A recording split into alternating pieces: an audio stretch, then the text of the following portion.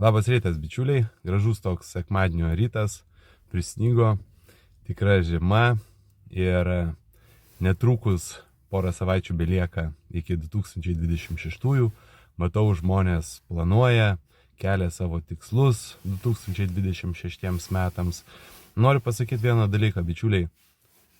Tikslų įgyvendinimas gerai, bet kokius aukštus tikslus bekeltumėt, jie visą laiką nusileis ant procesų, sistemų, dienotvarkės, tvarkaraščio ir atskaitomybės, kokius jūs suplanuosi. Tai tiems žmonėms, su kuriais aš dirbu, tau bičiuli, linkiu visų pirma galvot ir kurti savo sistemą. Jeigu nori daugiau pardavimų, tai turi būti pamišęs, ne kokį rezultatą pasieksi, bet kiek skambučių per dieną padarysi, kiek vizitų susiplanuosi, kiek nuo durų iki durų pasibelsi. Jeigu kalbos mokymasis, kiek skirsi laiko per savaitę, ar tai bus viena diena, 1 valanda, ar tai bus 2 dienos arba 3 dienos.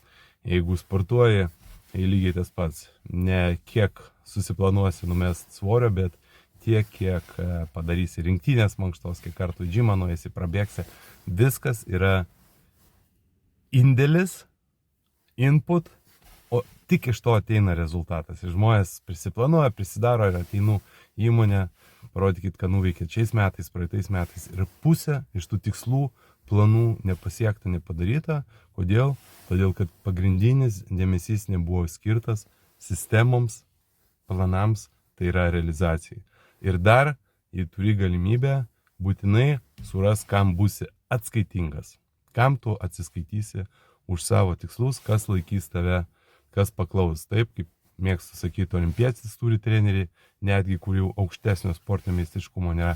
Taip ir kiekvienas žmogus turi turėti arba profesionalų coacherį, profesionalų trenerį, ar kažkas tai draugas, bičiulis, vyras, žmona, kas laikytų tave atsakingu už tavo rezultatus. Myliu jūs, linkiu jums įgyvendinti tai, kas susiplanavę. Pavarykit!